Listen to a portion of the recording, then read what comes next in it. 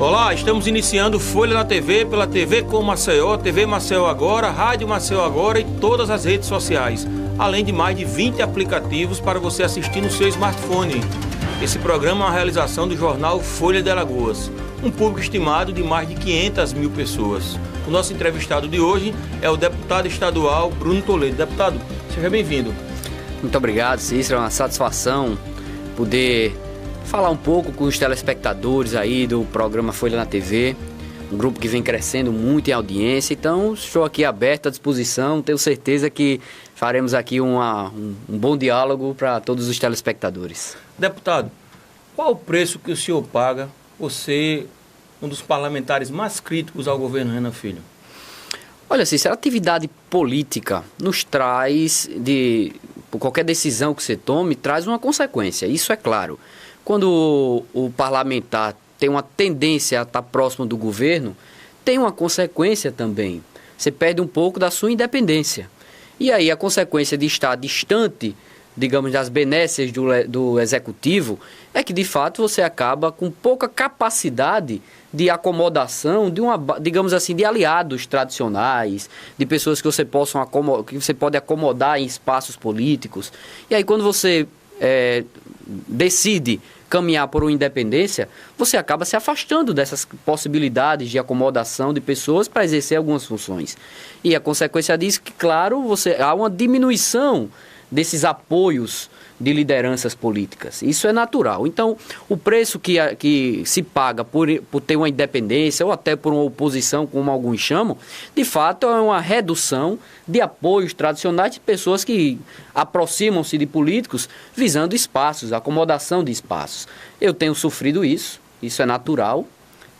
Limita a sua atuação parlamentar? De maneira nenhuma. Aí são coisas distintas.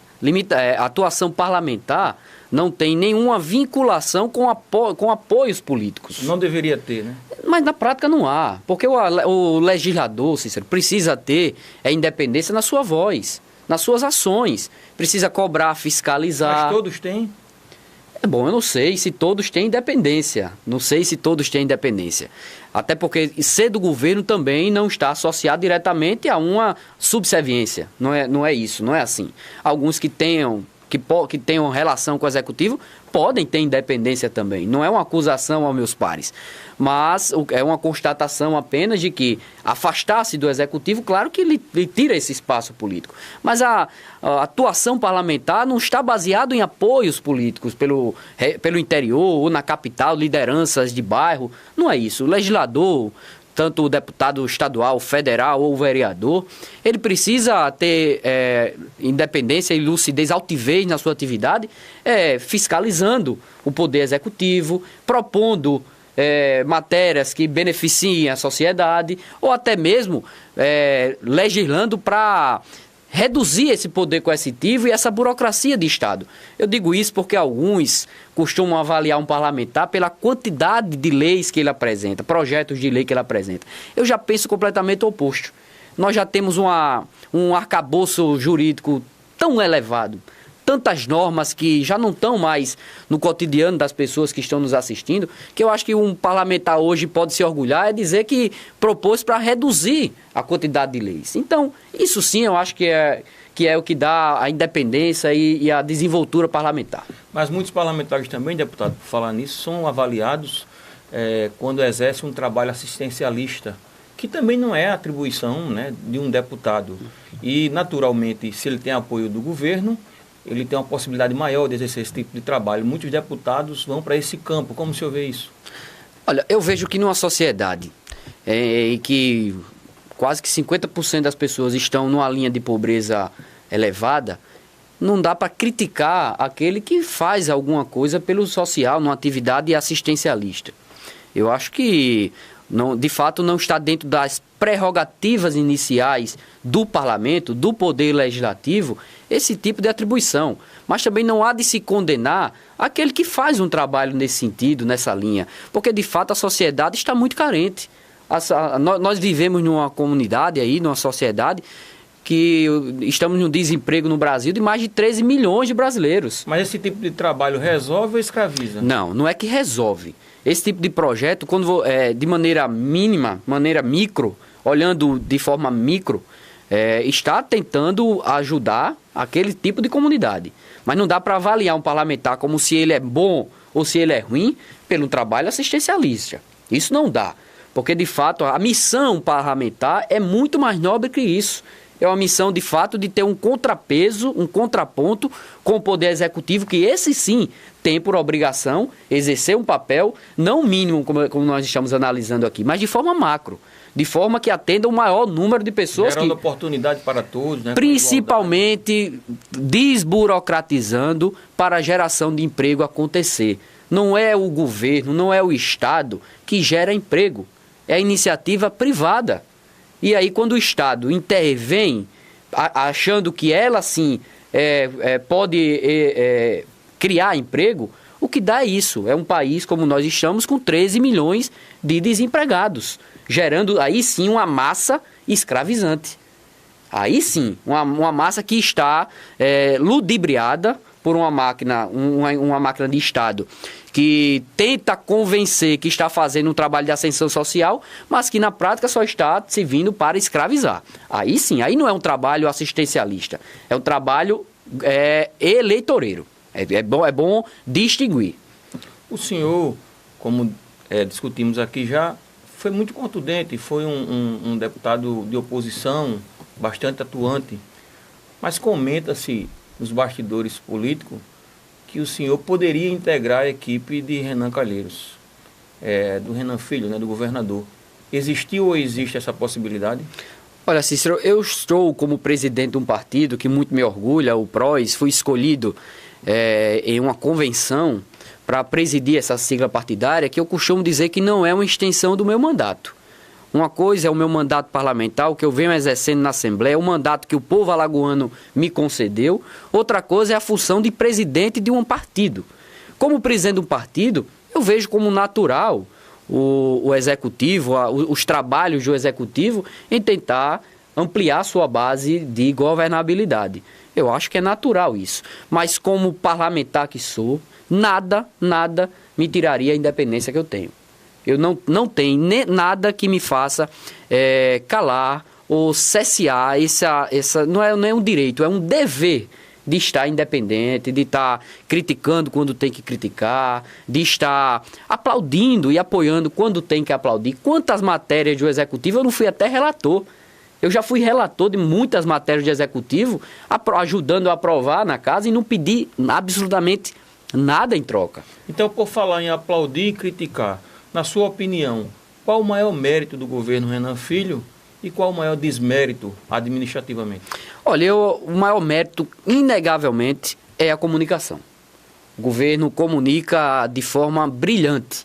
O governo é tão bom na comunicação que consegue até colocar para baixo do tapete, digamos assim, os equívocos enormes que há, equívocos enormes no governo, e com a máquina estatal aparelhada em comunicar, essa é a realidade, o governo consegue esconder as máculas que são graves. Por exemplo, a saúde. Nós estamos aí vivenciando um problema grave, crônico na saúde de Alagoas.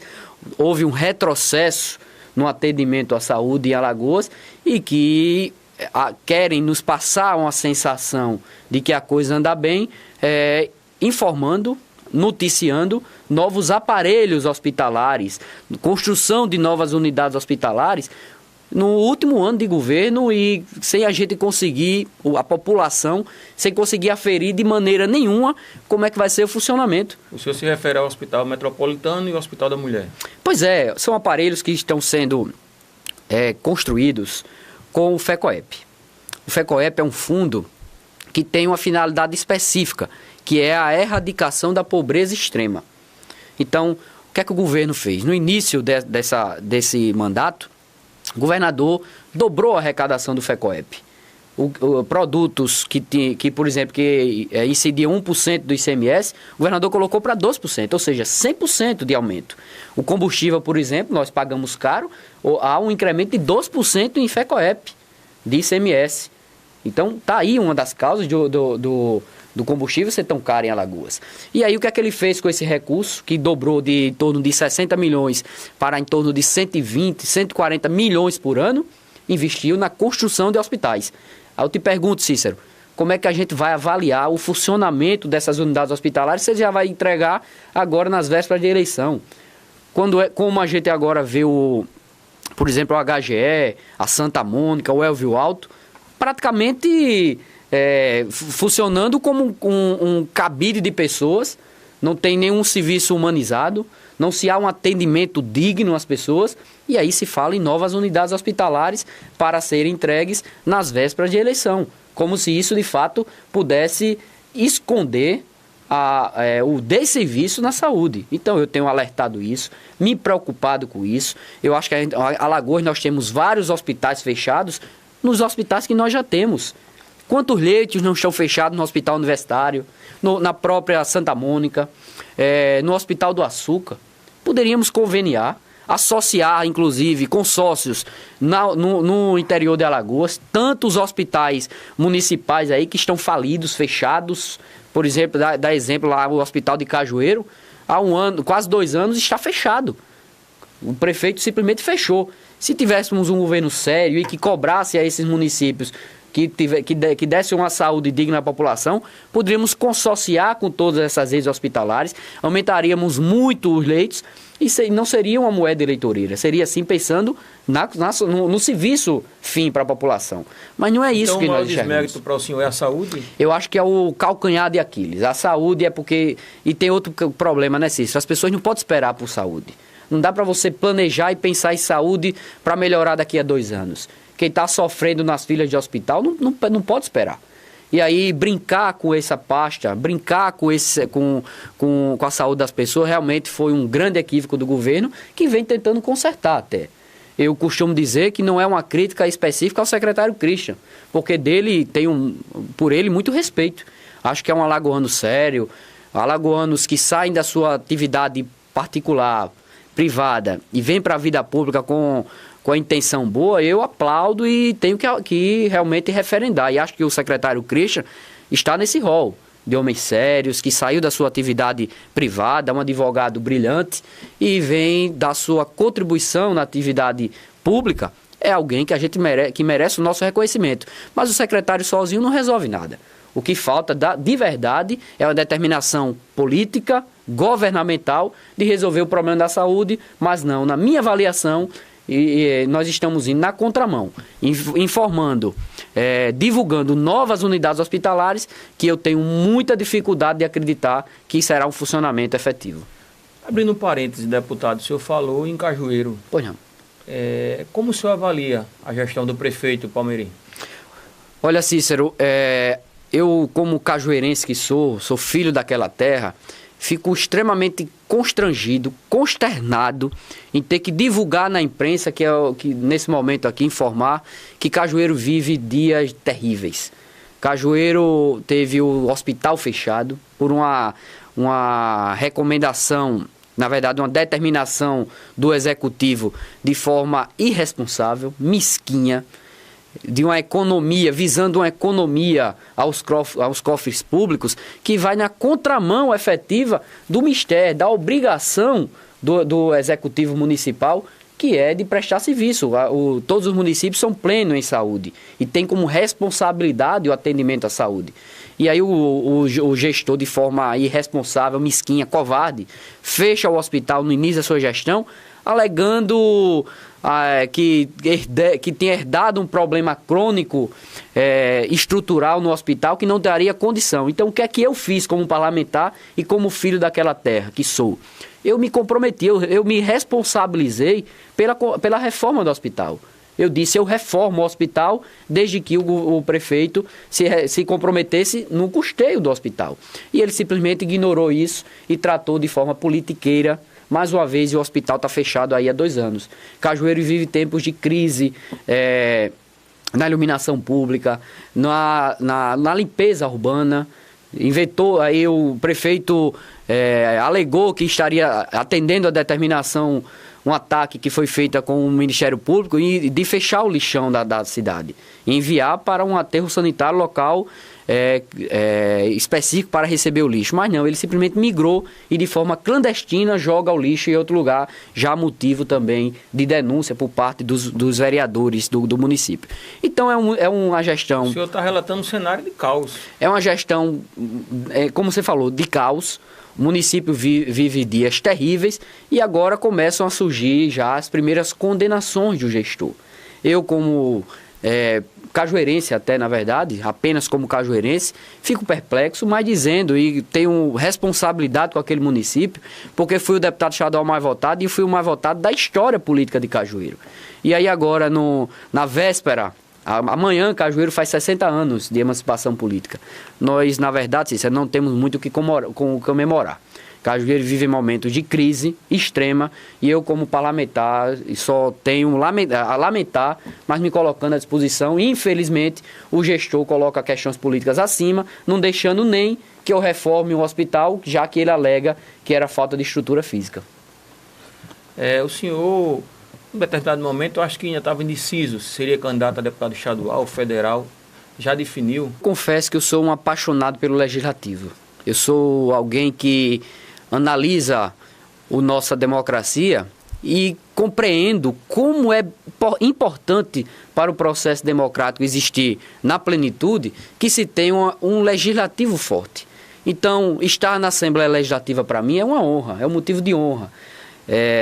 Tenho me esforçado, com muita humildade, tenho tentado aprender cada vez mais o funcionamento, o regimento da casa, das atribuições do parlamento e tenho de forma muito humilde, pé no chão, cada dia mais tentado ser mais útil à sociedade, até porque sou funcionário público, recebo para ser deputado estadual, para legislar. Tenho tentado de todas as formas ser efetivo, ser eficaz, eficiente no meu mandato e tenho aprendido muito no parlamento. Então a tendência é que o senhor vá para uma reeleição, é isso? Mas, na verdade, Cícero, o que nós temos na prática é uma muito pouca prerrogativa dos parlamentos estaduais. A Constituição de 88, que teve muitas coisas boas, mas uma das coisas que requer, que nós deixamos aqui a nossa crítica, é que de federação, na prática, tem muito pouco. Tem a República Federativa do Brasil, mas na prática há um poder muito concentrado no poder central, no poder federal. As assembleias legislativas têm muitas poucas prerrogativas. Você vê, nós não temos aqui prerrogativa de legislar, por exemplo, sobre questões penais. Nós não temos prerrogativa nenhuma, nós não podemos nem tocar nesse assunto. Então, as assembleias legislativas são casas que ainda, infelizmente, têm muito pouco a contribuir de forma efetiva com a sociedade. E aí, visando e pensando em ser cada vez mais efetivo, claro que eu estou mirando também, estou analisando o cenário. Então há a possibilidade de ser candidato a deputado federal? Há a possibilidade, sim, de ser candidato a deputado federal, visando efetivamente uma amplitude das prerrogativas parlamentares. Um poder maior de atuação. Um poder maior de atuação, um poder maior de efetivamente contribuir com a sociedade, com a minha forma de visão. Claro que eu não agrado a todos, tenho a minha forma de pensar. A vantagem, Cícero, é que eu coloco isso de forma muito espontânea. Eu não sou aquele dúbio, aquele que as pessoas não sabem como pensa. Até de questões sensíveis na sociedade, que há uma polêmica sobre o assunto, eu procuro me posicionar, porque acho que é função minha, é obrigação minha a posição. Então, aqueles que divergem de mim sabem claramente a minha posição e simplesmente não votam em mim. Mas aqueles que pensam como eu, aí sim podem ter a consideração de analisar o voto, se fosse o caso. Mas eu analiso essa possibilidade, estamos acompanhando o cenário. De fato, os partidos que não estão na base de governo, que são poucos partidos, têm uma tendência a marcharem juntos, mas isso não é uma certeza. O que nós estamos analisando aí, pensando se a coligação irá se manter, se depender do PROS, sim, irá se manter. Esses 4 partidos caminharão juntos. Quais são eles, deputado? É o PSDB, é o PP, o DEM e o PROS. Nós temos ainda o PSB, que é o partido presidido em Alagoas pelo deputado JHC, que não está também no governo, que poderia ser um partido que pudesse coligar. Então, esse diálogo está existindo. Estamos aí discutindo com partidos que não estão na base do governo. Se, porventura, acharmos um candidato a governo, uma opção... Essa é a questão, deputado. a oposição não conseguiu viabilizar ainda uma candidatura. Estamos partindo para uma eleição plebiscitária. O senhor vê essa possibilidade? Pode ainda surgir um nome que possa vir a fazer frente ao governador Renan Filho? Sinceramente, eu espero que sim. Eu espero que sim, inclusive para o bem do nosso futuro. Eu não estou falando aqui que o governador é tão ruim que não merece a consideração de ninguém. Não é isso que eu quero dizer. Eu tenho as minhas divergências, mas como eu falei, eu sei também que o governo tem méritos. O governo merece sim ser reconhecido em alguns aspectos. Eu não coloquei aqui a oposição por ser oposição hora nenhuma. Mas até por essas bandeiras de avanços que de fato houveram, é importante que se haja um processo democrático. O resultado de uma eleição sem uma disputa é terrível para o povo alagoano. Porque, na pior das hipóteses, Cícero, uma eleição existindo um embate eleitoral, no mínimo, sai um compromisso com a sociedade. Ganha a democracia. Com certeza. Os candidatos irão se comprometer com o projeto, com o programa de governo, farão promessas que a gente pode avaliar e cobrar que sejam cumpridas. Mas se não houver, imagine, se não houver um processo eleitoral com uma discussão, com um candidato que de fato faça frente, que questione, que coloque números, se não houver isso, qual é o compromisso que a sociedade terá do processo eleitoral para o seu futuro gestor? Nenhum.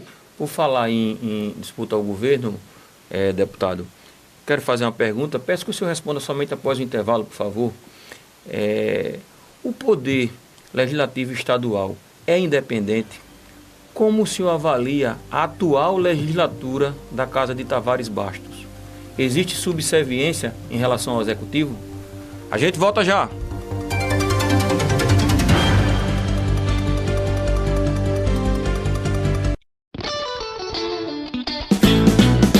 Sua vida, sinta essa alegria. Refresco Coringa é bom todos os dias. São 10 sabores pra você escolher. Curtir com a família no esporte ou no lazer. Refresco Coringa, você faz 1 litro usando apenas um sachê. Refresco Coringa, é rico em ferro, vitamina A e C. Refresco Coringa. Água Mineral Verdes Mares, mais uma empresa do grupo do empresário Rafael Tenório.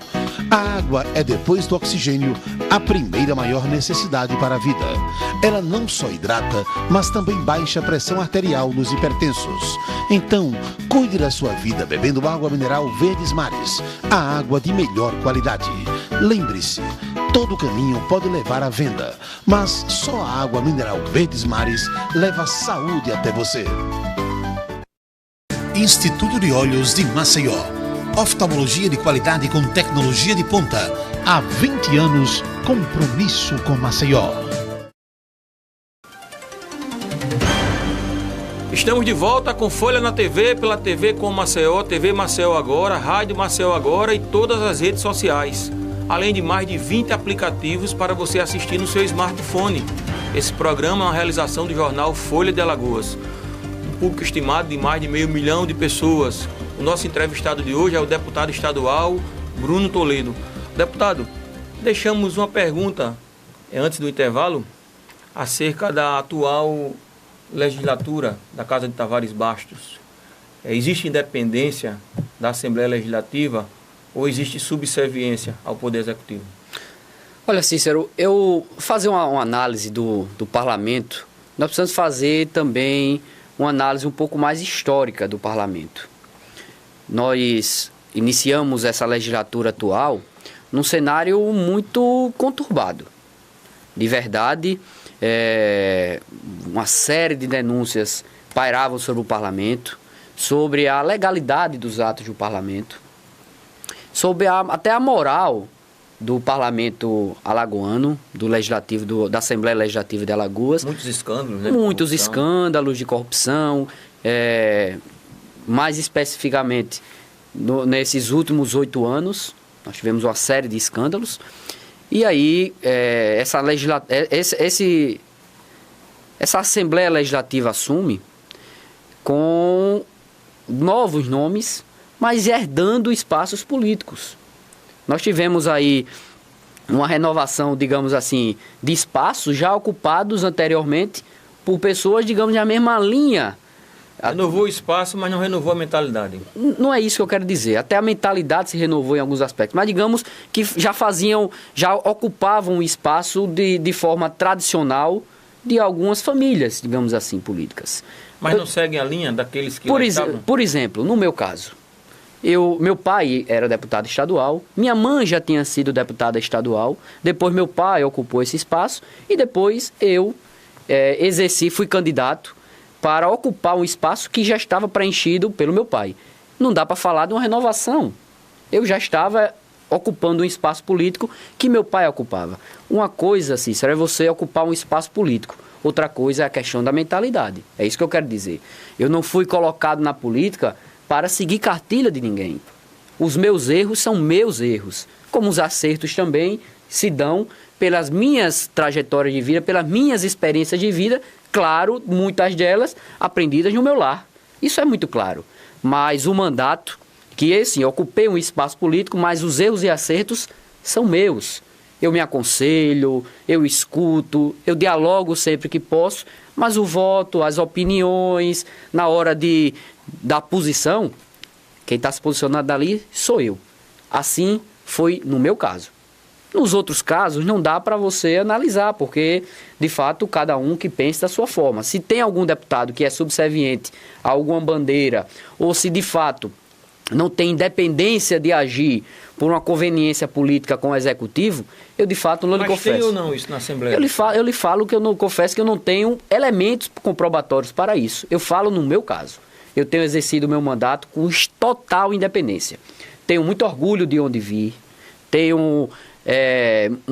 a minha base toda formada na minha casa, e eu sei das minhas origens e sei que posso me orgulhar das minhas origens. Digo isso, deputado, porque um outro deputado, colega do senhor, o deputado Rodrigo Cunha, né, que é pré-candidato ao Senado, esteve aqui com a gente em 2 oportunidades.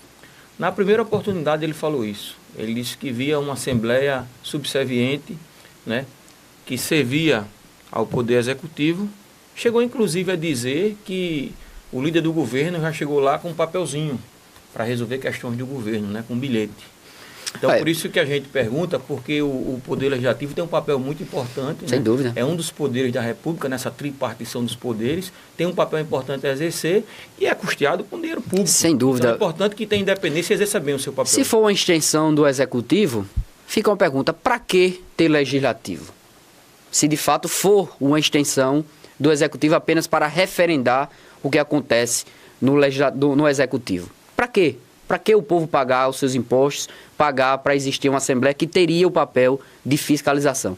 Mas entenda, Cícero, é uma acusação muito grave e eu poderia ser acusado de leviano por alguns dos meus pares. Porque não é justo eu acusar a todos de serem subservientes quando, por exemplo, matérias vetos do governo do próprio deputado Rodrigo Cunha já foram derrubadas na casa. Matérias propostas pelo deputado Rodrigo Cunha, que a Assembleia aprovou no primeiro momento, o Executivo veta essa matéria e quando volta para o Legislativo, a gente vai e derruba o veto do governador. O senhor é o principal expoente do PROS aqui no Estado, é fato.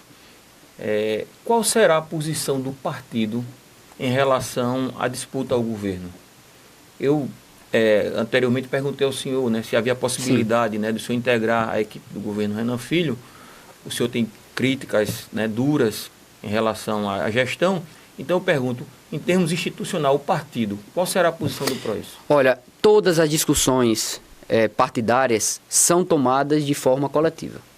Eu me orgulho e está aqui, a sociedade pode referendar isso com membros, que eu poderia citar alguns, não vou citar todos para não correr do erro de esquecer o nome de algum expoente do PROS, mas está aí o ex-delegado, ex-superintendente da Polícia Federal, Dr. Pinto de Luna. Nós temos vários expoentes, Alexandre Toledo, que foi prefeito 3 vezes de Penedo, secretário de Saúde, de Agricultura, deputado federal que está no PROS. Nós temos Beto da Farmácia, que teve mais de 5 mil votos aqui na capital. Nós temos são 17 vereadores pelos diversos municípios de Alagoas. Nós temos Tiago da Força, nós temos o Gima, que é o presidente da Força Sindical em Alagoas. Temos, enfim, diversos nomes, Ricardo Marques, lá de Arapiraca, diversas lideranças que podem referendar o que eu estou dizendo aqui, Cícero. O PROS toma todas as decisões de forma coletiva. E eu estou autorizado por esses membros, pelos líderes do meu partido, quem forma todo o diretório aqui em Alagoas, do PROS, a dialogar com os 4 partidos que estão marchando hoje longe do Executivo, que é o PP, PSDB, o DEM e o próprio PROS. Então a tendência é que o PROS siga com esses partidos numa possível candidatura de oposição. A tendência é que o PROS marche com esse bloco partidário, formando, na verdade, pensando de baixo para cima. Nós já temos uma chapa de estadual formada, nós já temos uma chapa de federal também formada e viabilizada, nós temos aí 2 senadores colocados e o que nos falta ainda é um candidato a governador. Por falar em governador, deputado, permita-me. O Rodrigo Cunha, Rui Palmeira, JHC, todos eles resolveram não se candidatar ao governo do Estado. Eu não vou dizer que desistiram, porque em nenhum momento chegaram a lançar uma pré-candidatura. Perfeito. Então não houve desistência. Perfeito. Na verdade, houve a decisão de não concorrer. A que o senhor atribui isso? Veja, não é fácil uma candidatura de governo surgir de uma vontade única, exclusiva, pessoal. Não é fácil. Candidatura à executiva, a um cargo, qualquer cargo majoritário, requer uma série de fatores que não se dominam todos esses fatores de forma unilateral. A dificuldade é efetivamente pelo cenário que nós estamos vivenciando em Alagoas. Nós temos uma dificuldade, uma fragilidade em siglas partidárias, em quantidade de partidos aliados, por uma capacidade de articulação muito forte do próprio executivo em absolver e organizar partidos. Nós temos aí em torno de 36 partidos, e nós estamos falando de 4 partidos unidos, apenas 4 desses 36, e algumas outras exceções, por exemplo, como o PSB, que você citou, do deputado JHC, que não está na base do governo. Então há um pouco quantitativo de partidos exercendo um papel fora do executivo, ou de independência ou de oposição, chame como chamar, não importa. E isso realmente traz uma dificuldade, nomes que possam exercer essa função, nomes que possam aglutinar um projeto político. O PROS não vai marchar com ninguém, Cícero, com um pensamento minimalista de um projeto individual. Ou seja, pensando em um trampolim político agora para se fortalecer num futuro, a ser candidato a outro cargo no futuro. Isso não faz parte do arcabouço do que nós acreditamos para Alagoas. Então, essa é a dificuldade, de fato, não se cria um nome unilateralmente. O senhor, deputado, foi acusado por sindicalistas do Sinteal de fascista. Como o senhor viu essa questão? Veja, por defender as bandeiras que defendo, até naquela discussão, a forma que fui colocado pelo Sinteal, eu até me orgulho em estar distante dessa turma que acha que a família não faz parte do processo educacional. Nesse tocante que você se refere, Cícero estava defendendo que a família deve, não só pode, como deve fazer parte do processo educacional. E hora nenhuma desmerecendo o papel do professor, que é fundamental em passar um conteúdo, em passar uma discussão, por exemplo, do que é um verbo, uma vogal, enfim, passar um conteúdo pragmático em português, em matemática, em história, em geografia. O professor tem um papel fundamental, mas a família deve participar do processo educacional do aluno. Envolvia a questão de gênero, à época, não é isso? A Assembleia legislou sobre uma matéria vedando a possibilidade de atividades lúdicas em ambiente escolar que fizesse alusão à questão de gênero, que há uma discussão muito forte que os profissionais de educação, os professores, teriam capacidade de inserir ao aluno que o gênero é uma formação social, como se o menino não nascesse menino e que a menina não nascesse menina. Isso tudo é uma construção social. Isso sim, isso é a ideologia de gênero que está sendo tentado de verdade ser inserido no processo educacional brasileiro, não é só alagoano, é brasileiro. E eu tenho lutado contra isso. Eu acho que isso é uma atribuição à família, e aqui não há nenhum tipo de discriminação. Eu não julgo ninguém pela opção sexual, longe de mim, Cícero. Eu não sou melhor do que ninguém que pense diferente de mim nesse aspecto. Mas eu só acho que isso não é uma discussão para ser feito na escola. Isso é uma discussão que deve ser preservada da escola e é uma discussão que temos outras searas a serem discutidas essa questão, principalmente na família. E eu colocava isso, criticava uma atividade lúdica, o que um professor no interior de Alagoas colocou lá uma criança, um adolescente de 14, 13 anos de idade, vestido de noiva, dançando uma música da moda, um rap, um funk.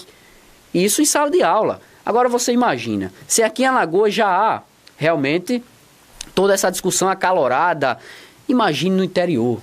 Como será visto essa criança depois que se despida dessa fantasia? Como é que ele vai ser visto pelos até os outros alunos? Então isso não é uma atividade que eu julgo sadia.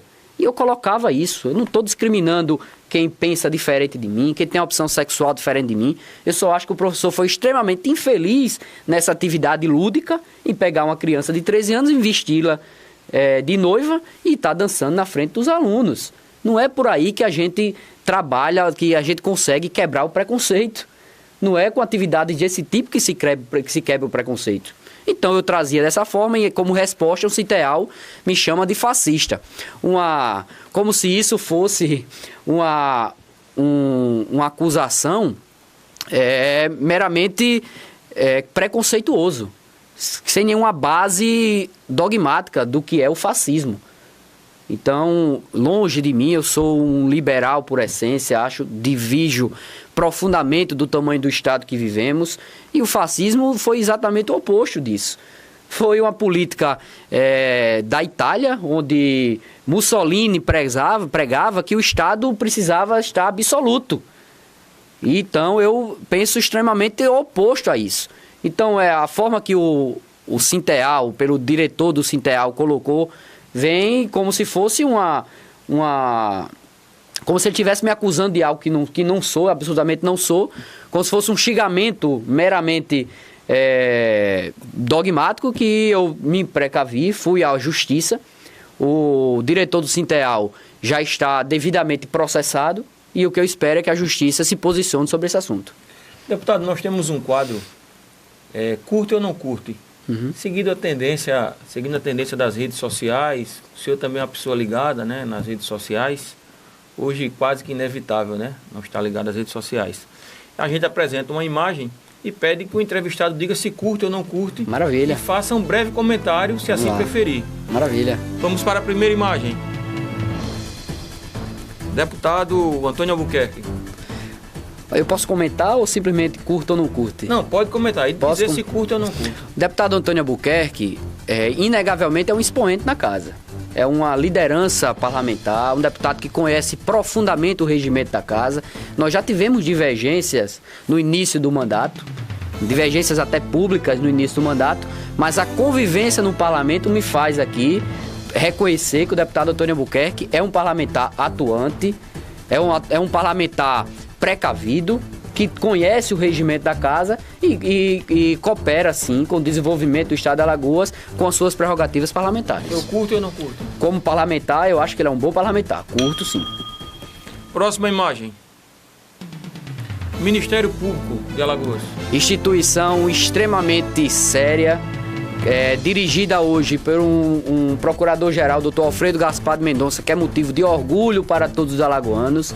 Lamentavelmente, precisou se retirar da Secretaria de Segurança Pública, que era a melhor parte, era o que havia de melhor no governo, o tocante à segurança pública. Foi iniciado o projeto por Dr. Alfredo Gaspar de Mendonça, aí sim, toda a instituição tem a minha curtida por todo o papel, todo o seu mistério de fiscalização que tem exercido. Próxima imagem. Senador Renan Calheiros. Bom, senador Renan Calheiros, inegavelmente, é uma figura que vem se desgastando com a opinião pública há muito tempo. O povo de Alagoas precisa entender que nós estamos nacionalizando a nossa eleição com o favoritismo pragmático da eleição do deputado, do senador Renan Calheiros, me parecendo já surgido como favorito. Eu acho que é um momento de profunda discussão e se nós queremos renovar, precisamos começar a renovação pela cadeira do Senado. Então, não curto o mandato do senador Renan Calheiros e espero que nós tenhamos uma renovação nos nossos representantes do Senado. Próxima imagem. Rede de acolhimento de dependentes químicos. Como colocar de forma ampla, atender o dependente químico é fundamental. Eu não sou contra a qualquer programa social, de inclusão social, que o Estado execute de forma proba, honesta. Então, acolher o dependente químico tem totalmente a minha curtida, mas como é feito hoje, de forma politiqueira, para atender interesses individuais de quem quer se perpetuar no poder, aí eu não curto. Então, a rede de acolhimento químico, feita atualmente em Alagoas e capitaneada por uma Secretaria de Estado, algo inédito, que deveria estar sim no rol das atribuições da Secretaria de Assistência Social. Nós temos elementos políticos, já equipamentos públicos destinados para isso, e aqui em Alagoas inovou-se, criou-se uma secretaria para cabide de emprego e em atendimento que está sendo utilizado para a perpetuação do poder. Então, a atual que nós temos, eu não curto. Deputado, estamos chegando ao final do nosso programa. Quero aqui agradecer a sua participação.